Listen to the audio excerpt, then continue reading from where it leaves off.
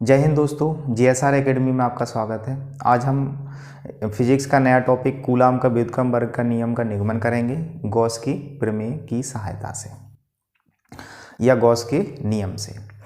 तो इसको करने से पहले हमें विद्युत फ्लक्स और गॉस का नियम इसके बारे में जानना बहुत ज़रूरी है। तो हम सबसे पहले स्टार्ट करते हैं विद्युत फ्लक्स।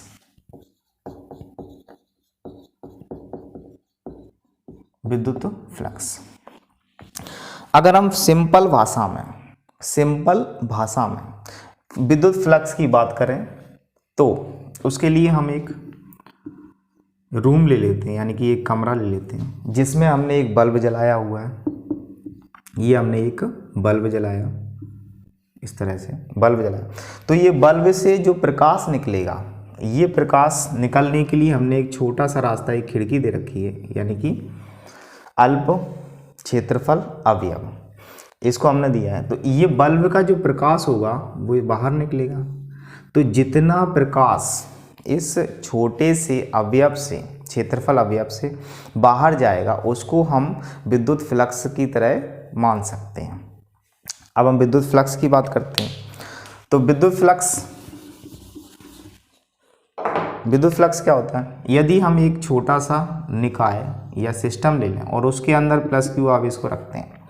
प्लस क्यू आवेश का नेचर क्या होता है, उसकी प्रकृति क्या होती है? प्लस क्यू आवेश से निकलने वाली जितनी भी विद्युत बल रेखाएं होंगी या विद्युत क्षेत्र रेखाएं होंगी, वो सभी बाहर की तरफ जाएंगी। तो इसका मतलब है इससे भी बाहर की तरफ जाएंगी और ये एक इस छोटे से अवयव से बाहर की तरफ निकलेंगे।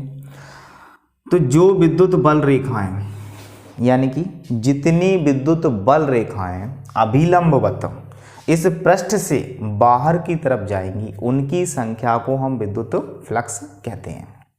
यानी इस प्लस क्यू आवेश से जितनी विद्युत बल रेखाएं निकलेंगी, लेकिन इस अवयव से, छोटे से क्षेत्रफल अवयव से, तो हम इसको कहते हैं विद्युत फ्लक्स।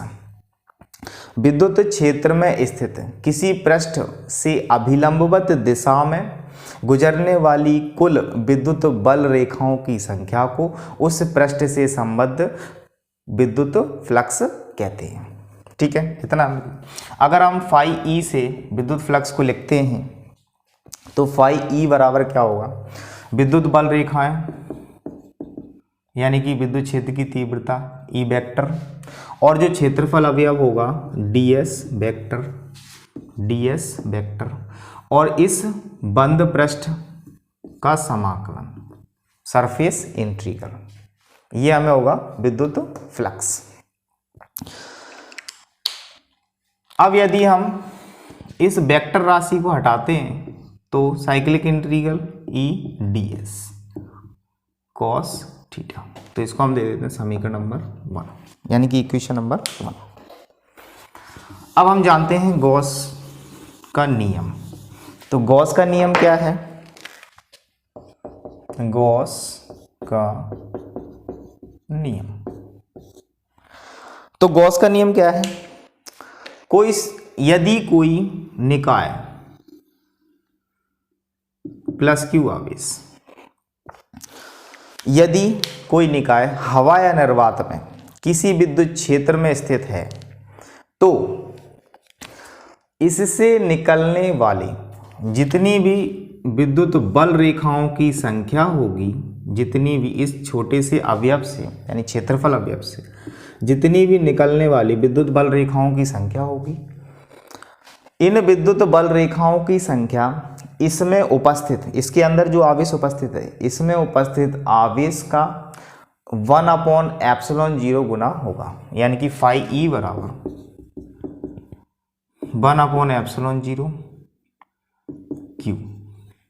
यानी कि इस सिस्टम के अंदर, इस बंद पृष्ठ के अंदर जो आवेश उपस्थित है, उस आवेश का 1/ε0 गुना होगा। किसका मान? इन बल रेखाओं की संख्या का मान। ये है गॉस का नियम। तो ये है गॉस का नियम, अर्थात गॉस का नियम क्या कहता है? हवा या निर्वात में किसी विद्युत क्षेत्र में स्थित किसी भी आकार के कोई भी आकार बना रहे, किसी भी आकार के बंद पृष्ठ से, ये एक बंद पृष्ठ जो अभी बनाया था हमने, बंद पृष्ठ से होकर अभिलंबवत गुजरने वाली विद्युत बल रेखाओं की संख्या उस पृष्ठ के अंदर उपस्थित आवेश का 1/ε0 गुना होता है। तो यह फाई बराबर Q/ε0। तो इसको अगर हम समीकरण नंबर 2 देते हैं। अब जो रह गया है हमारा टॉपिक कूलाम का व्युत्क्रम वर्ग नियम। कूलाम का व्युत्क्रम वर्ग नियम। तो व्युत्क्रम वर्ग निकालने के लिए गॉस के नियम से, तो गॉस का नियम हमने देख लिया है। सबसे पहले हम एक निकाय लेते हैं।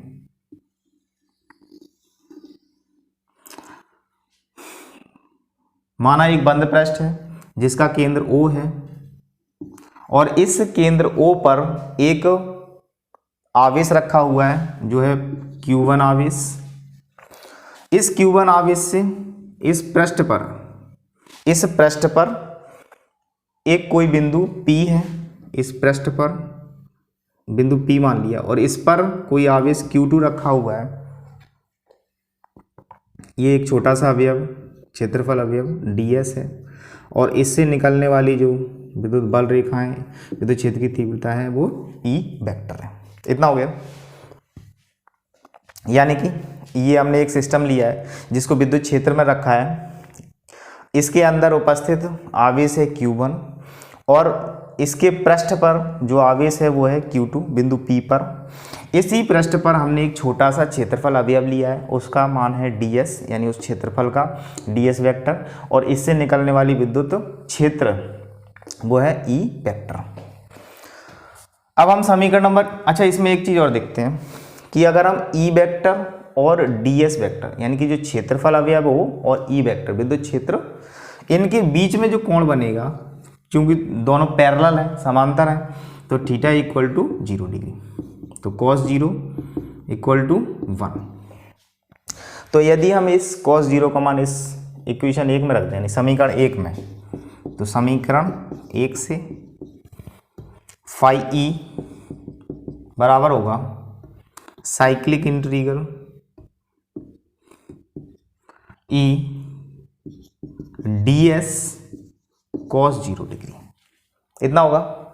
और cos 0 का मान होता है 1, तो हमारे पास जो बल रेखाओं की संख्या होगी यानी कि फ्लक्स होगा साइक्लिक इंटीग्रल E ds। क्षेत्रफल को नियत है, चेंज नहीं हो रहा है, तो हम बाहर ले लेंगे और साइक्लिक इंटीग्रल क्षेत्रफल का संपूर्ण पृष्ठ का, यानी कि गोले का पृष्ठीय क्षेत्रफल, तो ये माना जाएगा गोले का पृष्ठीय क्षेत्रफल। तो फाई ई बराबर ई गोले का पृष्ठीय क्षेत्रफल, जो हमने गोला लिया है जिसमें आवेश रखा है, इसका पृष्ठीय क्षेत्रफल। तो पृष्ठीय क्षेत्रफल, तो फाई ई बराबर ई 4 पाई आर स्क्वायर, ये हो जाएगा। पृष्ठीय क्षेत्रफल का मान कितना होता है गोले का? 4 पाई आर स्क्वायर। ओके, तो इसको हम समीकरण यानी इक्वेशन नंबर 3 दे देते हैं। अब इक्वेशन नंबर 2 और इक्वेशन नंबर 3 दोनों इक्वल हैं, यानी कि बराबर हैं, तो हम इनके मान बराबर कर देंगे। तो समीकरण 2 व 3 से 2 में क्या है? फाई ई, इसमें भी 3 में भी फाई ई, दोनों को इक्वल कर देंगे। तो मल्टीप्लाई 4 पाई आर स्क्वायर और इधर Q/ε0। तो यदि हम यहाँ से E यानी विद्युत क्षेत्र की तीव्रता निकालें तो हमारे पास मान आएगा E बराबर 1/4 पाई ε0 Q/r स्क्वायर। अंदर उपस्थित आवेश Q1 है तो हम इसको Q1 लिखेंगे, Q1। तो ये हो गया न्यूटन प्रति कूलम। तो ये विद्युत क्षेत्र की तीव्रता का मान आया है, इसको हम इक्वेशन नंबर 4 दे देते हैं। अब इसके बाद बिंदु P पर जो Q2 आवेश रखा है, तो बिंदु P पर रखे Q2 आवेश पर बल किसकी वजह से, Q1 की वजह से। तो बिंदु P पर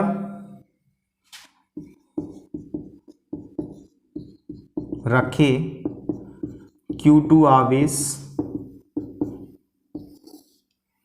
पर बल कितना होगा, तो बल का मान क्या होगा, बल बराबर विद्युत क्षेत्र की तीव्रता गुणा जो आवेश है बिंदु P पर उसका मान।